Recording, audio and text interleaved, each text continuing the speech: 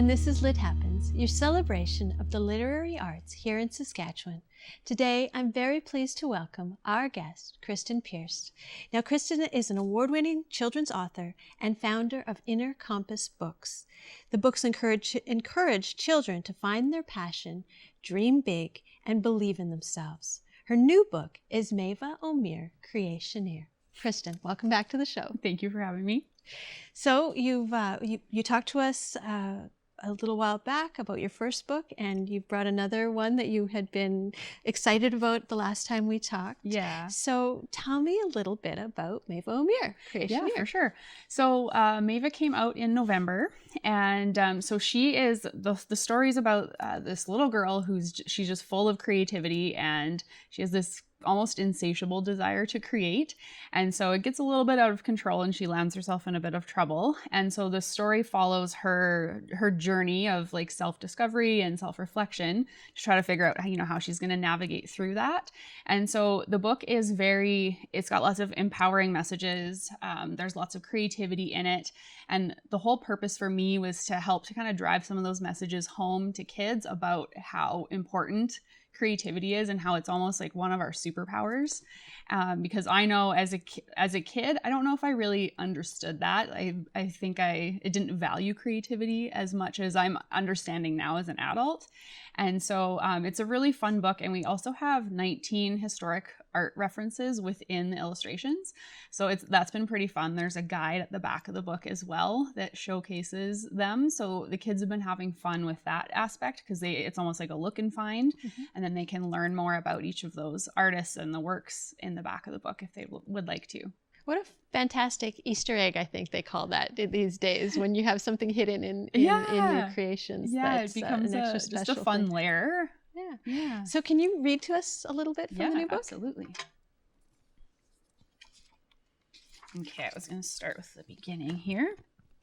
So this is the story of Miss Maeva O'Meara, who was born to become a creationeer. She was born with a passion, the world her blank slate. Anything she got her hands on, she would use to create. She fashioned macaroni hats with bubblegum glue. I'm a grand hatter, and how do you do? She painted pudding Mona Lisas and yogurt starry nights. Her soul filled with delight, her imagination took flight. One more here. She made sculptures from marbles and mashed up potatoes. She splatter painted with rotten garden tomatoes. She built shaving cream statues and ice cream cone castles, dotted lovely portrait paintings without any hassle. She was a free-flying soul with a heart full of fire, who undeniably followed her creative desire. From the moment she woke till she crashed hard at night, Maeva was immersed in composing things that she liked. Nice. And I caught the Campbell soup cans in the first page, which is it's fun. Fun. And adults will have fun with that too. Yeah, and I've actually been completely surprised, almost like blown away, that in doing some school readings that there are kids in grade 2 that are picking up the Andy Warhol reference. Mm-hmm. I was like, oh my gosh, I didn't know what that was until I was in university taking an art class.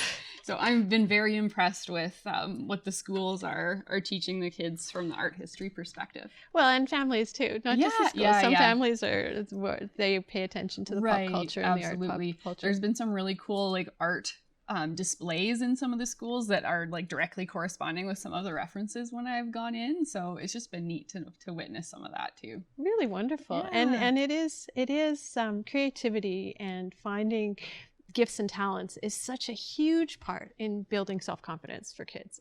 In all my years when I was working with young people, that was something that, if nothing else worked, finding what they were good at in an artistic vein it just made such a difference. Oh, it does. And also what you're passionate about too. It's it can open some of those doors. Creativity can open some of those doors to find what you're passionate about, which is really what I try to drive home in the books too. I feel like that passion is something that just makes life richer. Well, and it starts so early. Absolutely. If we pay attention to, my kids are older, but I have nieces and nephews, and they're so different. But if you pay attention, you can see what makes those little sparks really fly in their imagination. Absolutely. Absolutely. And yeah, that's totally what I try to encourage kids, like pursue those passions and like have that courage to do it, because honestly, that's kind of where I'm at right now. And this is so fun. Like, it's so fun for me to come up with these ideas and share these stories. Well, and you're, you're leading by example then, instead of just telling somebody what to do, you're playing. Yes, definitely trying to lead by example there. Yeah. So when you think back to when you were younger, did you create and write? What were some of the things that you were passionate about when you were really small? So I do think I was creative when I was really little, but I think I definitely, like, I was over logical. I got definitely reined into, like, being good in academics was really important, and I was very athletic, so I also followed that, which was a passion. But I definitely feel like creativity got squished out of the picture for me. And so it's been really interesting because I've only started writing in the last maybe 3 years. And yeah, this kind of just like totally blindsided me. I was surprised that this has transpired, but it's been a lot of fun and kind of just, again, following the passions and the curiosity that comes up as it goes. So as a kid, I don't know if I have a whole lot of examples from that. Like, I know we did lots of like Lego and like building and connects and those kinds of things. But in terms of actual art stuff, like I have some stuff from like up to grade 4. And at some point it just like it started to get squished out, I guess. So yeah, it's nice to be able to reconnect with it now and trying to encourage that in my kids so they don't have to have that experience. So when I think about where people are on their writing journey, why children's books? And I think you talk a little bit about this on your website, but tell us a little bit why children's books? Okay, so I was inspired once I had kids to start looking for books that were going to have empowering messages and just strong learning messages and like that have good takeaways, because kids are like little sponges. So their minds are just absorbing everything from their interactions and their experiences and what they're witnessing, whether that's their family life or their school life or what have you. And so I was looking for books that were really going to feed my kids, and their confidence in this kind of thing. So eventually I was like, you know what, I have some ideas that I want to share. And that's really where it came from. So that is what I find so important is giving them these messages and teaching them about trusting themselves, their inner knowing, pursuing their passions, having courage, all of those kinds of things. Growth mindset is a really big one in terms of a theme within our books as well. So that's really why I'm targeting the kids with this. And how have they reacted to the new book so far?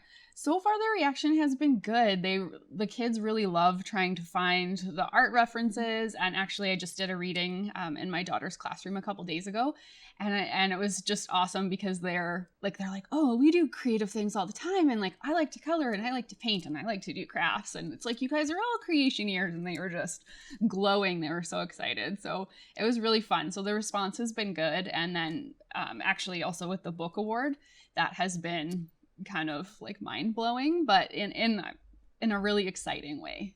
Well, we only have a couple of seconds, so can you tell me where you can find your books? Absolutely. So we have 15 retailers within Saskatchewan, in Saskatoon, McNally, Indigo, Coles, Ready Set Baby, Hen and Chick Studios, and then we also have some in Edmonton and Winnipeg and kind of across Canada, but they're also available online, the usual, like Amazon, Indigo, Barnes & Noble, that kind of thing. Excellent. Well, Kristin, thank you so much for being on the show. Thanks for having me again. I appreciate it. I'm Danica Lorer, and this is Lit Happens. You can find past episodes on YouTube. You can find me on Facebook, Instagram, or Twitter. And if you have an idea for a segment, please contact me at danicalorer@gmail.com. Thanks for watching.